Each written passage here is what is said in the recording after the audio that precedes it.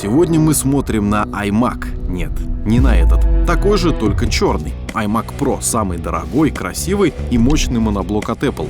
Даже больше. Это самый производительный компьютер, который когда-либо делала Apple. И да, первый iMac в цвете Space Gray. И он, кстати, не так сильно пачкается, как макбуки в таком же цвете. Он не создан для домашнего использования, хотя, безусловно, в любом интерьере этот компьютер будет хорошо смотреться. И в любой квартире это будет лучший гаджет. Но по большому счету он сделан для крутых стартапов, для студий видеомонтажа и фотообработки. Но если у вас есть деньги, то можно, конечно, купить его в янтарную комнату Б.Ю. Александрова, чтобы смотреть ролики на YouTube, если, конечно, в России его не закроют. Например, вот этот кастомный в топовой сборке обойдется в 13 тысяч с копейками долларов или по текущему курсу 800 тысяч рублей. За такую сумму можно уже купить автомобиль, даже хороший.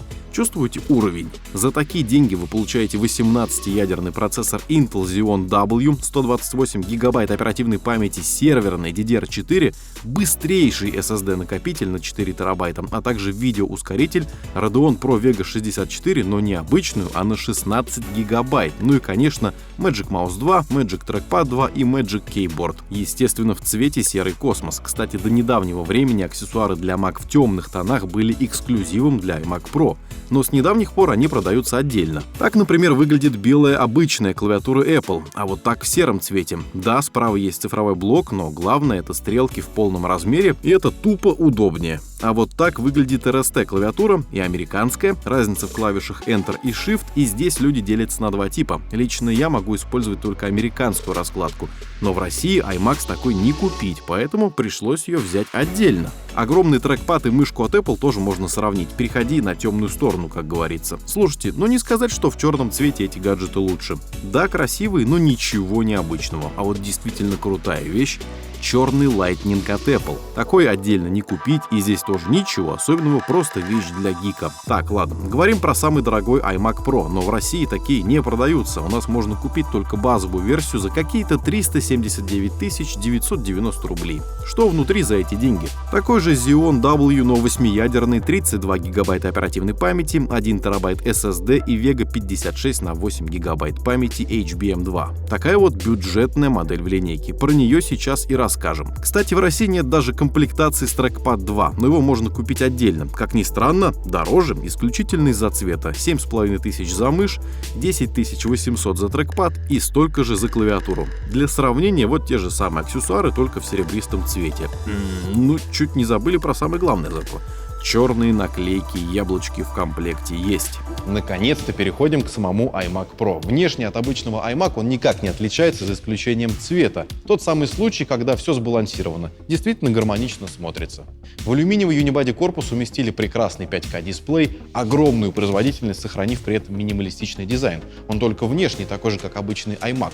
Но компоновку внутри все поменяли, он стал тяжелее, и это действительно очень мощное устройство. Компьютер подключается к розетке всего одним кабелем. Никаких проводов, настроек, драйверов. Ты просто включаешь, мышка с клавиатурой подключаются отдельно, и через пару минут ты уже наслаждаешься этим компьютером. Именно поэтому у Apple самые лояльные поклонники, и их так много. Единственное, к чему можно придраться, это рамки вокруг экрана. Будь у него рамки, как у iPad 10.5, к примеру, да даже как у обычного iPad, была бы действительно бомба. В следующем поколении наверняка к такому придут. И ох, как будет неприятно текущим покупателям, если Apple это сделают уже через год или два. Дисплей iMac Pro великолепен. 27 дюймов IPS 5К, разрешение 5120 на 2880 пикселей, есть поддержка расширенного цветового охвата DCI-P3, яркость 500 кандел, а еще миллиард цветов. Он идеален для профессиональной работы с фото, видео и графикой. Когда смотришь на этот экран, тяжело представить что-то еще более крутое. Это если не лучший, то один из лучших дисплеев в моноблоках. Вот реально нечего добавить. Идеален для работы с цветом и просмотра фотографий и фильмов.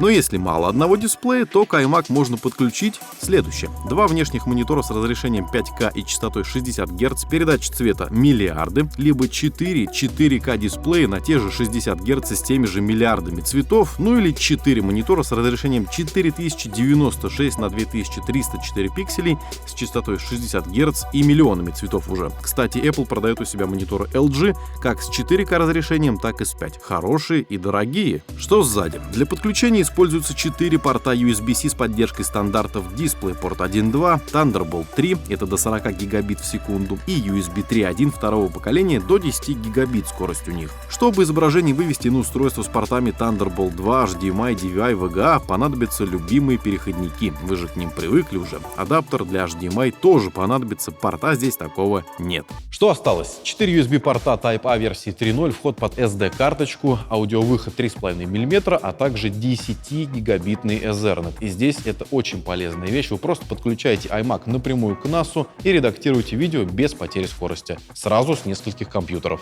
Проведя определенное время вот за этой мощью, не привыкаешь только к одной вещи. То, что порты находятся сзади. Это просто неудобно.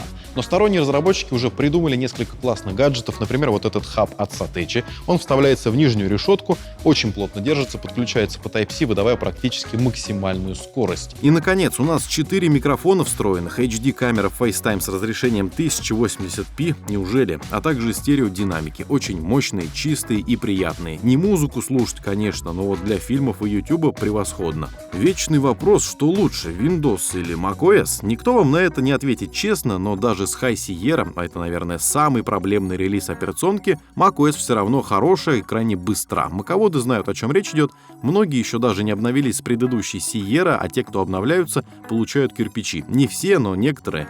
Звучит очень плохо, и так оно и есть на самом деле. Но что мы видим? Какую мощность iMac Pro способен выдать?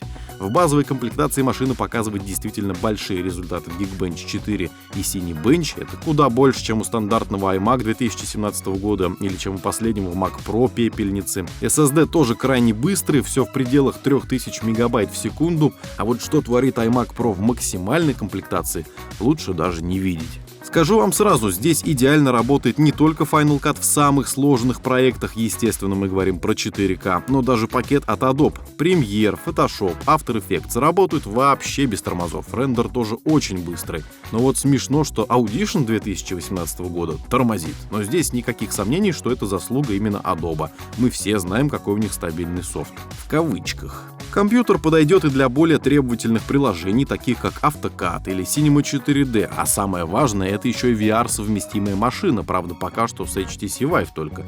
Попробовали мы подключить Oculus Rift, да ничего не вышло. В любом случае, Apple на презентации показали впечатляющую работу в виртуальной среде, но нельзя отрицать того факта, что Windows куда более подходящая операционная система для этих вещей.